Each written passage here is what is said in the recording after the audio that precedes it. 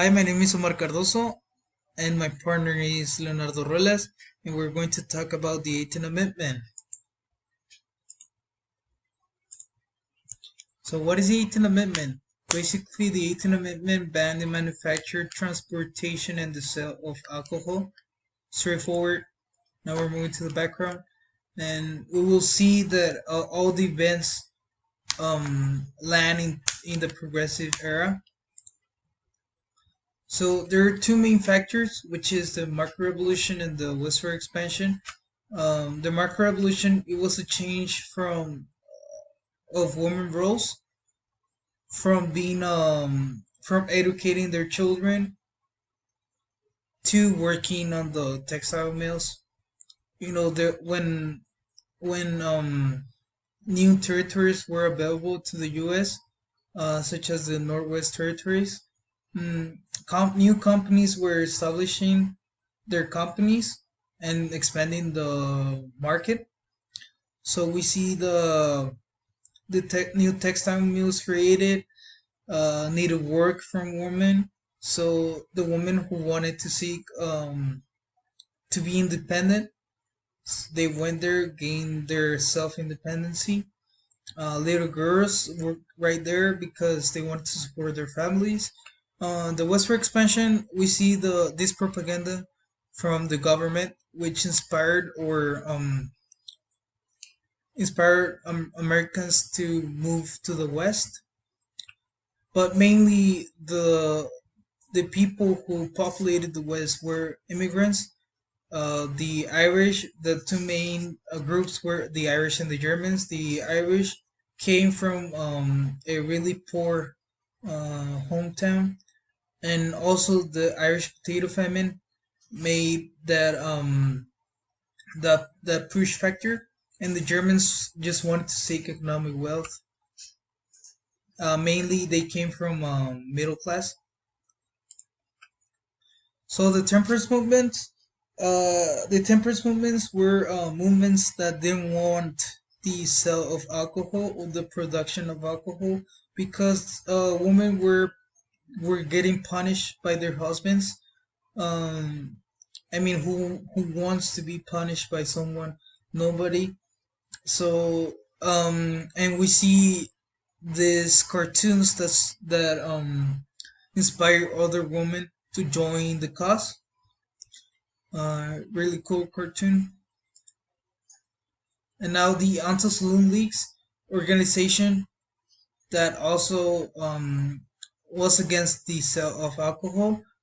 A side note is that women were a big role on society. They helped poor immigrants, poor children who didn't have a place to live in.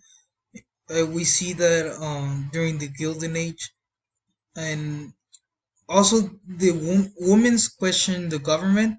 So they were the ones that not radicals, but they wanted to change how the government supported the population. And now we see the wets versus the dry. The wets were the mainly Germans who came from Germany. Germany is a place where alcohol is very popular. The alcohol production is very high, um, and that's why they have a culture of drinking. But the women, they don't want to have intoxicating drinks in America or the U.S. So we see a case, Hauke versus Smith, 1920, who basically uh, Ohioans wanted to repeal the 18th Amendment for the country, I mean for the state, but the Supreme Court decided, like, you know what, I want to enforce this law or amendment. So they were unsuccessful. So we're moving to the effects on society, 1920, 1990, 1919. So actually demonstrated the how influential were women because little after the prohibition amendment, we see the women's suffrage, the right to vote. Um, so a big factor, they were able um, to to get a divorce and rights that they were not granted before. So that's a big factor. So obviously, no more drinking illegal drinks. People or they were like, I want alcohol, I want my alcohol, but they couldn't drink anymore. So yeah, that's a factor, a slight factor. And we see a rise of companies such as Coca-Cola. Coca-Cola had a addictive substance which is cocaine, and that made very popular Coca-Cola, mainly because alcohol was prohibited. Now we see the creation of hidden places. I mean, the organized crime. Uh, this was against the government way to to have a drink, but I mean, the 18th Amendment banned the sale of alcohol, so this was completely illegal.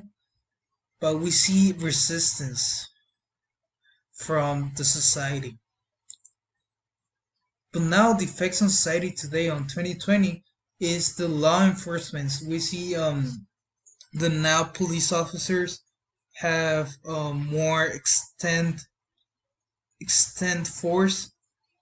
We see controversial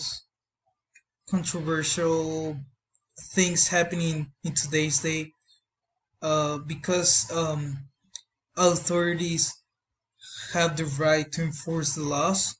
So that made more and more strong the the police officers and the creation of the FBI too. So yep, and that's it. Thank you.